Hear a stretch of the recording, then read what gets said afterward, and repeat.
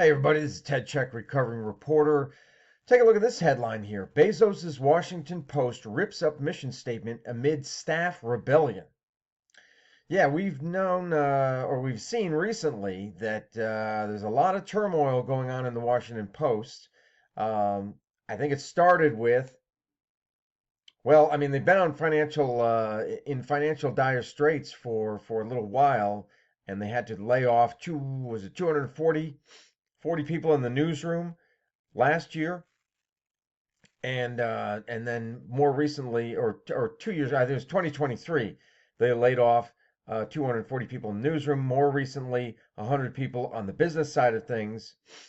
And Jeff Bezos, who's the owner of Amazon, I don't think most people know that Jeff Bezos owns the Washington Post. Everybody knows he owns Amazon, but anyway, it's becoming more well known.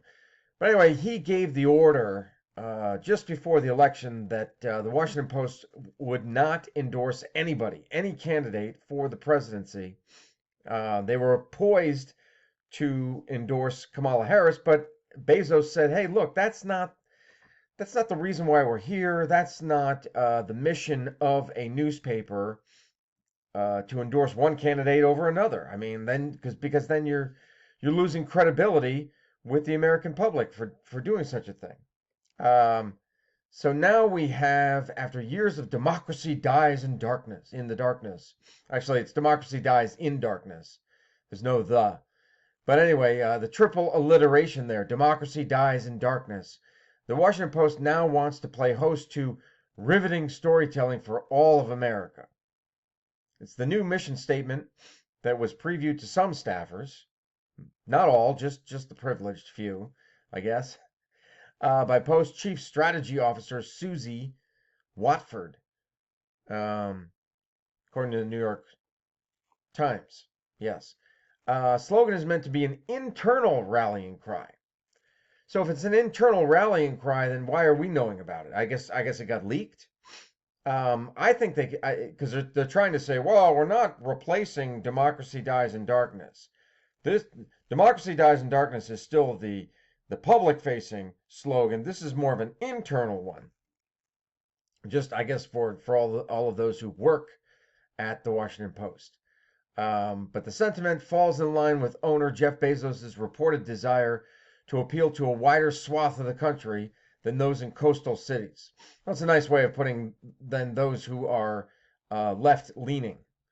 But it comes as the paper has struggled to articulate a clear vision for its future, both to the public and its staff. I mean, I think if you read Jeff Bezos's essay that he wrote following his order not to endorse any candidate, I think you'll get a clearer idea of what the vision is. It's to regain credibility with the American public, and so therefore they're going to be doing less and less of telling the American public what and how to think.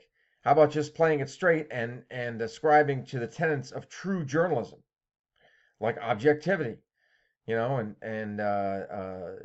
playing things straight down the middle, letting the American public decide.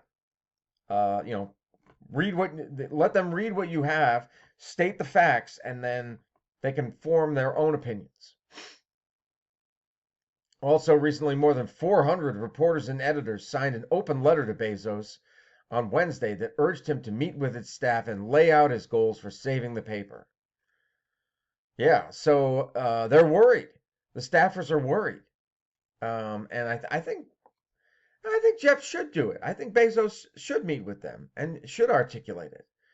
Bezos will be in D.C. next week for President-elect Donald Trump's inauguration. So they're saying, hey, you're going to be in the neighborhood anyway, so why not come and talk to us for a little while? And I think if he lays it out, I think that would clear a lot of things up. The vision seems to center around storytelling, according to a slide deck described to the Times. That includes a relentless investigative spirit backed by credible sources to deliver impactful stories in formats the world wants. So, yeah, it's well. Let's go to another one here. This is the Hill. Washington Post rolls out new mission statement, keeping "Democracy Dies in Darkness" slogan. So yeah, so the official one, because that one there didn't have it exactly as it is. It's riveting storytelling for all of America. So all of America right here, that's very important. It's sending a message that, hey, we're not just catering to the liberal side of things. We're going to be presenting storytelling for everyone, for all political ideologies, and then riveting storytelling. People love a story, right? People love a good story. There's just no getting around that. The people love a good story, so riveting. Like just you're gonna love it. You're gonna not want to put it down until you finished it. For all of America, I think they should actually take this and replace "Democracy Dies in Darkness." I mean, okay, so if you want to get technical, we're not in a democracy anyway. We're in a representative.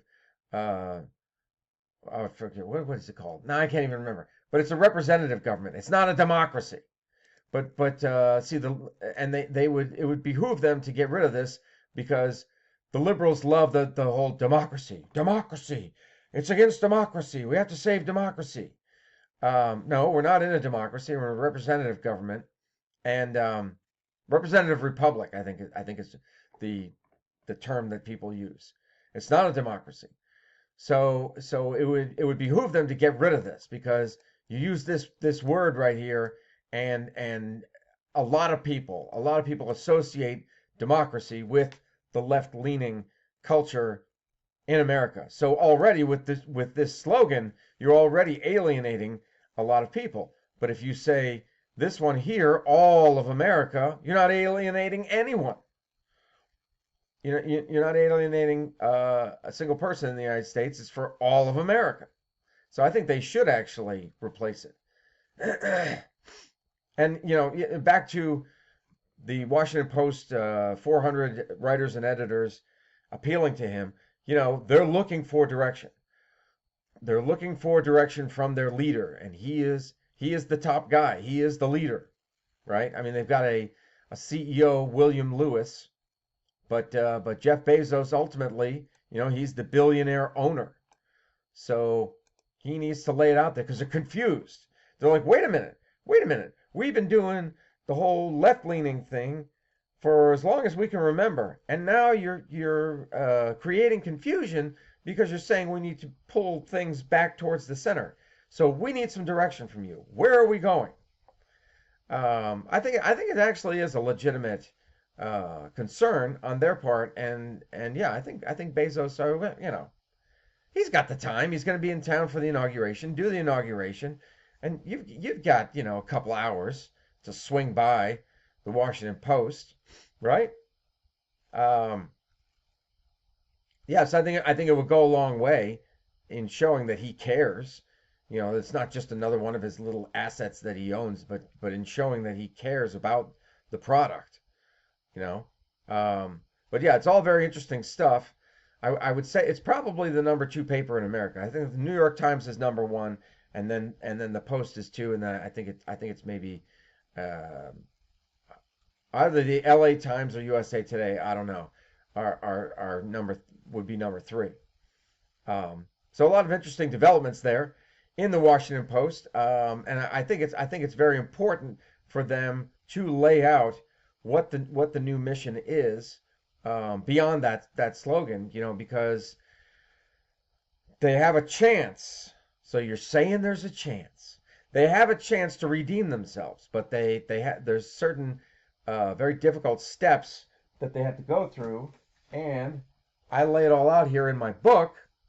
But also, Jeff Bezos, I would love to be a consultant for you. My rates are very reasonable, I assure you. But I would be honored to be a consultant on this, on how you win back the hearts and minds of the American public. So if you're out there and if you see or hear this, or if you know Jeff Bezos, send him this video. That would be awesome. But anyway, I am serious about it. But because I wrote the book on it, and I wrote the book using Jeff Bezos' imprint. It's an Amazon book or Kindle Direct Publishing, KDP. So, Jeff, I used your imprint to write the book. The least you can do is hear me out. But anyway, let me know your thoughts, and I'll talk to you later.